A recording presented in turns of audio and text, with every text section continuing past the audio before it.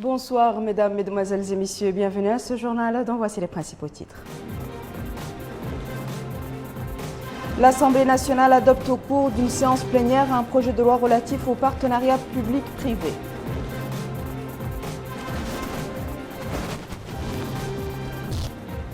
La ministre de l'Agriculture effectue une visite d'information à Kermassen au niveau du projet d'Aftot Sahli et assiste aux premières récoltes de la saison agricole 2016-2017.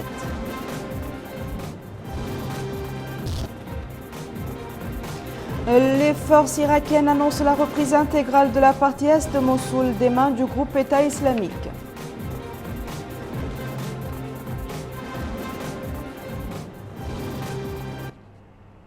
Merci de vous joindre à nous, mesdames et messieurs. Avant de passer au développement des titres, ce message de condoléances du président de la République, M. Mohamed Abdelaziz. Le chef de l'État a adressé le message qui suit à son Excellence M. Hassan Rouhani, président de la République islamique d'Iran. Excellence et chers frères, nous avons appris avec consternation et une profonde tristesse la nouvelle de la mort de l'ancien président iranien, président du Conseil de discernement de l'intérêt supérieur du régime, Ayatollah Akbar Hashimi Rafsanjani. En cette douloureuse circonstance, nous vous adressons l'expression de nos sincères condoléances et de notre compassion à travers vous, au peuple et au gouvernement iranien frère, ainsi qu'à la famille du disparu, implorant Allah le Tout-Puissant de le recouvrer de sa miséricorde, de l'accueillir en son saint paradis et de vous donner courage. Veuillez agréer, Excellences et chers frères, l'expression de ma très haute considération, votre frère, M. Mohamed Abdelaziz. Le Premier ministre, M. Yahya Al-Haddamine, a répondu ce week-end aux questions et observations des députés de l'Assemblée nationale sur la politique générale du gouvernement et ses perspectives présentées mercredi dernier par le Premier ministre. Bakar Baylaba revient sur cette séance plénière. Les députés ont globalement salué les réalisations sur les plans économiques, politiques et sociaux durant les toutes dernières années, notamment les grands chantiers dans les différents domaines de la santé, l'éducation et les infrastructures de base. Les questions des députés se sont également axées autour de la baisse du prix des hydrocarbures, la loi du genre, le dossier de la Sonimex, les tribunaux de l'esclavage, la formation des instituteurs et des professeurs, le déficit d'enseignants dans le secteur de l'enseignement privé, la dette, l'agriculture irriguée, les routes, le désenclavement, la pêche et l'industrie. Cependant, certains députés ont critiqué le bilan de l'action gouvernementale dans ses aspects politiques, économiques et sociaux, notamment le projet de la loi du genre présenté actuellement devant le Parlement, invoquant des contradictions entre elle et la charia islamique du fait que cette dernière est la première source de la loi appelant à la préservation de l'identité islamique du pays. L'enseignement a fait lui aussi l'objet des critiques d'une partie des députés en termes de qualité et de méthodologie suivie. Certains députés ont considéré que le bilan présenté cette année constitue une copie conforme de celui de l'année dernière, estimant que les projets qui y sont présentés seraient identiques aux précédents projets. Et dans ses réponses aux questions des députés, le Premier ministre, M. Yahya Al-Haddamine, a souligné l'intérêt du gouvernement pour l'amélioration des conditions de vie des populations à travers la mise en œuvre des politiques en exécution du programme du président de la République, M. Mohamed Abdelaziz. Dans sa réponse à la question sur la baisse du prix des hydrocarbures, il a déclaré que le prix de ces dernières ne devrait pas être vu de façon isolée, mais dans le cadre de l'ensemble électricité-gaz au moment où les études ont prouvé que la baisse des hydrocarbures est de l'ordre de 10%. Parlant du réseau assainissement, le Premier ministre a rappelé que celui-ci n'existait pas à Nouakchott, soulignant que c'est le gouvernement actuel qui a réfléchi à ce sujet et a œuvré à sa réalisation. Dans sa réponse aux députés qui doutent que les routes bitumées sont passées de 3 000 km à 5 000 km, le Premier ministre a énuméré les axes routiers réalisés à l'intérieur du pays dont la longueur dépasse actuellement les 2 200 km. À une question relative à la vente des écoles, le Premier ministre a précisé que l'État a procédé à la vente de certaines écoles, des blocs et une partie de l'école nationale de police à Nouakchott pour une somme de 10 milliards de guillas. Il a précisé que 7,6 milliards de guillas du revenu de cette vente ont permis de construire plusieurs écoles et structures sanitaires à l'intérieur du pays. Dans sa réponse aux questions sur l'agriculture, il a précisé que le gouvernement travaille suivant un plan d'action bien étudié basé sur la productivité. Il a ajouté que le gouvernement viendra en aide aux agriculteurs à travers les réformes agricoles à venir. En ce qui concerne la santé, le Premier ministre a abordé les remarques suscitées autour de l'action gouvernementale dans ce domaine. Il a déclaré que des résultats concrets ont été obtenus au niveau des infrastructures sanitaires, faisant baisser progressivement le nombre des évacuations des patients mauritaniens vers l'étranger. S'agissant du projet DHAR, le Premier ministre a indiqué que celui-ci est constitué de 2 réseaux, dont celui de l'Est, qui doit s'achever au cours de l'année 2017, tandis qu'au niveau du second réseau, la fin des travaux est prévue en 2018. En réponse à la question relative à la comptabilité entre les lois nationales et les textes de la charia islamique, le Premier ministre, M. Yahaoul Hademine, a précisé que le gouvernement, sous la direction du président de la République, M. Mohamed Ould Abdelaziz, est soucieuse de l'affirmation de l'identité islamique du pays dans la Constitution, dans les lois et dans les pratiques.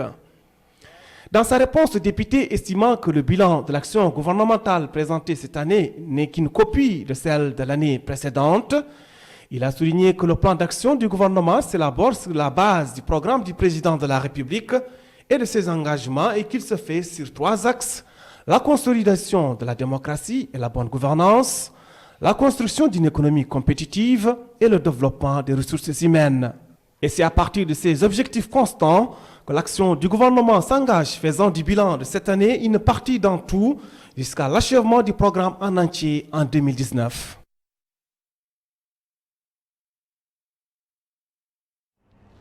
Je vous le disais en titre, les députés de l'Assemblée nationale ont adopté aujourd'hui un projet de loi relatif au partenariat public-privé.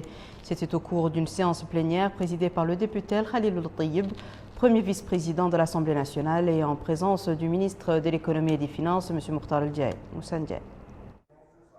Ce projet de loi vise à permettre aux partenaires publics et privés en Mauritanie de mener une politique de développement des infrastructures et des services. Aussi, optimiser la dépense publique et faciliter le financement privé des infrastructures par des institutions financières nationales et internationales pour un développement sans faille du pays est l'un des objectifs de ce projet de loi. Avant l'adoption du projet de loi relatif au partenariat public-privé, plusieurs intervenants ont pris la parole pour demander des explications aux représentants du gouvernement sur les aspects de ce projet de loi, tout en présentant des observations dans différents domaines d'activité. D'autres intervenants ont apprécié l'importance de ce projet de loi qui, disent-ils, ouvrira des perspectives de partenariat public-privé au service du développement du pays. En réponse aux différentes interventions, M. Mokhtar Al-Diaye, ministre de l'économie et des finances, a présenté un exposé détaillé où il a mis l'accent sur les efforts de l'État mauritanien visant à rationaliser les dépenses publiques et faciliter l'injection de financement privé dans les infrastructures de base. À noter que le projet de loi relatif au partenariat public-privé comprend 45 articles répartis en 6 chapitres. Les 3e et 4e chapitres déterminent les règles de passation et d'exécution des contrats de partenariat public-privé. Direction la Chambre haute du Parlement où l'examen des budgets des différents départements ministériels se poursuit. Aujourd'hui, la Commission des finances du Sénat a passé en revue les différents chapitres des budgets pour l'année 2017 de 4 ministères. Le détail de ces réunions avec Malika Nagli. La Commission financière du Sénat a consacré la réunion qu'elle a tenue aujourd'hui sous la présidence de son président, Omar Sili Soumaré, à la discussion des budgets du ministère des Affaires étrangères et de la coopération et du ministère délégué auprès du ministre des Affaires étrangères et de la coopération, chargé des affaires maghrébines et africaines et des Mauritaniens à l'étranger pour l'année 2017. La Commission a suivi à cette occasion 2 exposés sur les différents chapitres des 2 budgets présentés par le ministre des Affaires étrangères et de la coopération, Dr Isselkou Ould Ahmed Izedbi. La même commission a également tenu une réunion sous la présidence de son président, Omar Sili Soumaré, consacré à l'examen du budget du ministère de la Défense nationale pour l'année 2017. La commission a ainsi suivi un exposé présenté par le ministre de la Défense nationale, M. Diallo Mamadou Batia, sur les différents chapitres du budget de son département. La commission financière du Sénat a également consacré une réunion qu'elle a tenue aujourd'hui sous la présidence de M. Omar Sili Soumaré, son président, à la discussion du projet du budget du ministère de l'Équipement et des Transports pour l'année 2017. La commission a suivi à cette occasion un exposé présenté par le ministre de l'Équipement et des Transports, M. Ahmed Salim Ould Abderraouf, sur les différents chapitres du budget de son département. Naissance d'un nouveau groupe parlementaire à l'Assemblée nationale. Il s'agit d'un groupe parlementaire composé de députés qui s'intéressent au secteur de la pêche et de l'économie maritime. Abdoul Adamaba. Ce nouveau groupe parlementaire va s'intéresser aux questions liées à la pêche et au secteur halieutique de manière générale. Les membres vont aussi contribuer au suivi et à l'évaluation des politiques menées dans ce secteur. Le député Cheikh Bouye Woulchiarna a été porté à la tête de ce nouveau groupe parlementaire. Le vice-président de l'Assemblée nationale, Mohamed Oulam Oul El Hadj Cheikh, a souligné l'importance du secteur des pêches pour l'économie nationale. Par la suite, il a indiqué que ce nouveau groupe parlementaire permettra d'améliorer la performance de ce secteur. Prenant la parole par la suite, le tout nouveau président de ce groupe parlementaire a expliqué le travail des députés, à savoir l'adoption des lois et le suivi du travail du gouvernement. Par la suite, il a déclaré que les politiques menées récemment par la Mauritanie dans le domaine des pêches auront des effets positifs sur l'économie nationale si elles sont appliquées comme il se doit. Madame Khadija Toumint Cheikh Boukha, secrétaire générale du ministère des Pêches et de l'économie maritime, a affirmé que ce nouveau regroupement sera un partenaire afin de faire évoluer ce secteur. Le caractère important ainsi que la coopération bilatérale ont été mis en avant. Comme vous le savez, pour l'Union européenne et pour la Mauritanie, le secteur est un secteur stratégique de la plus grande importance. Vous connaissez tous l'accord de partenariat pêche qui nous unit, qui est extrêmement important pour les deux partenaires, il me semble. Je profite de l'occasion pour vous annoncer que vos collègues, une mission du Parlement européen de Bruxelles, plusieurs parlementaires viendront à la fin du mois de février en Mauritanie. Rappelons que cette cérémonie s'est tenue en présence de certains responsables en charge de l'initiative pour la transparence dans les industries extractives. Cap à présent vers la wilaya du Trarza où la ministre de l'Agriculture, Mme Lemina Mtelkatoboulou, s'est enquis dans la localité de Kermassen du degré d'avancement des travaux du canal d'Aftout al-Sahli. Une visite qui coïncide avec la période de récolte du riz par les agriculteurs de cette zone qui attendent avec impatience la fin des travaux du canal d'Aftout al-Sahli. Aminata Khan. L'aménagement des surfaces destinées à l'irrigation dans la wilaya du Trarza, un souci permanent des pouvoirs publics qui s'attellent depuis 2014 après la mise en place du gigantesque projet de l'Aftout al-Sahli à mettre sur pied des surfaces irrigables. Ici, sur la phase de la canalisation, la ministre de l'Agriculture, Lemina Mtelkatoboulou, est arrivée ce matin accompagnée du wali de la wilaya du Trarza, Sal Seydou, pour s'enquérir du tracé de 35 km confié à la Société nationale d'aménagement agricole, SNAT, et les 20 km à un bureau de travaux publics de l'armée nationale. Sur place, la ministre a été édifiée sur les techniques utilisées par les travailleurs de la SNAT.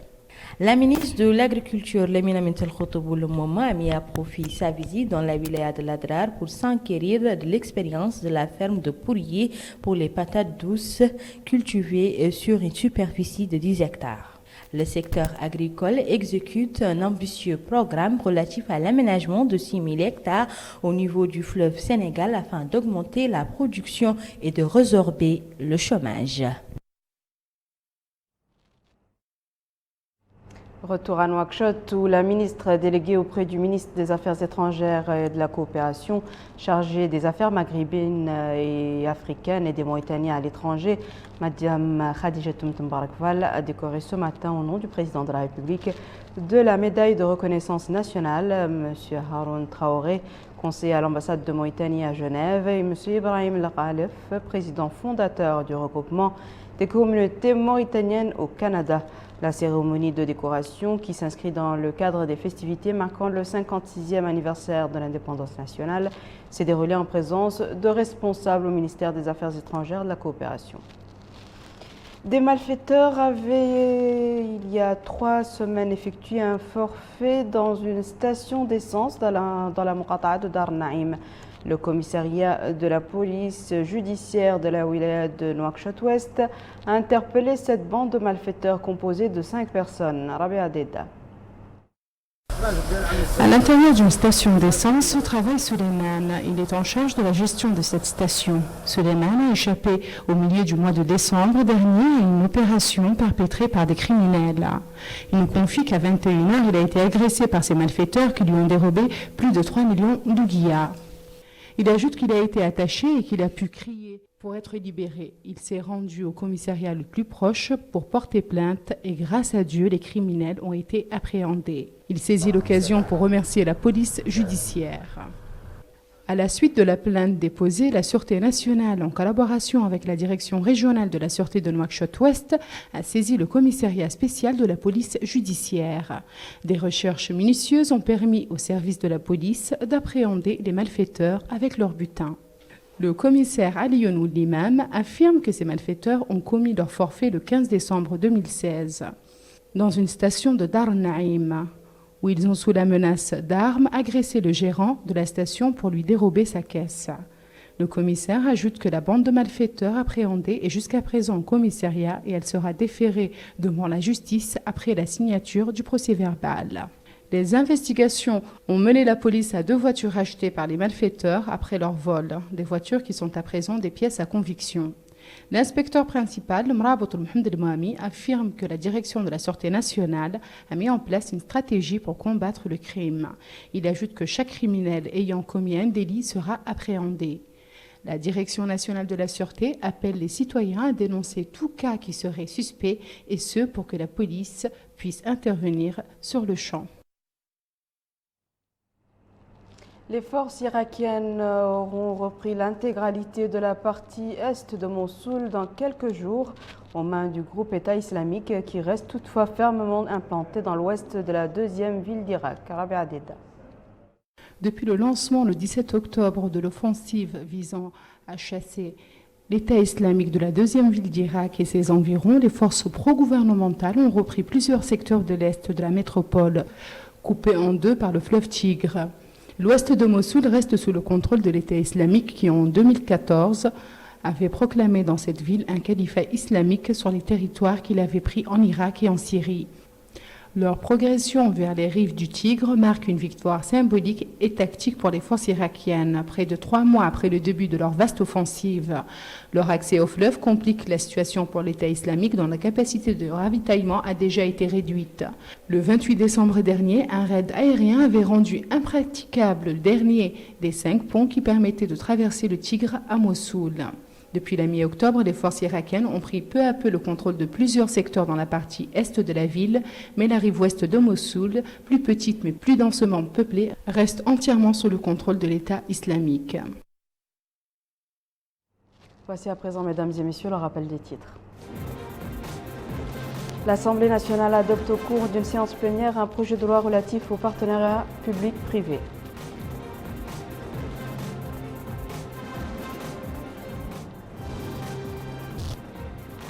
La ministre de l'Agriculture effectue une visite d'information à Kermassen au niveau du projet d'Afot Sahi et assiste aux premières récoltes de la saison agricole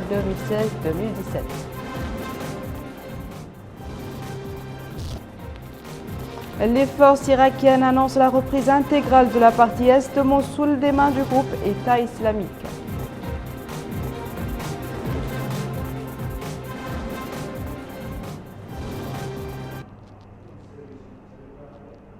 C'est la fin de ce journal, mesdames et messieurs. Merci à vous de nous avoir suivis. Merci de votre fidélité. On se retrouve demain à la même heure, Inch'Allah.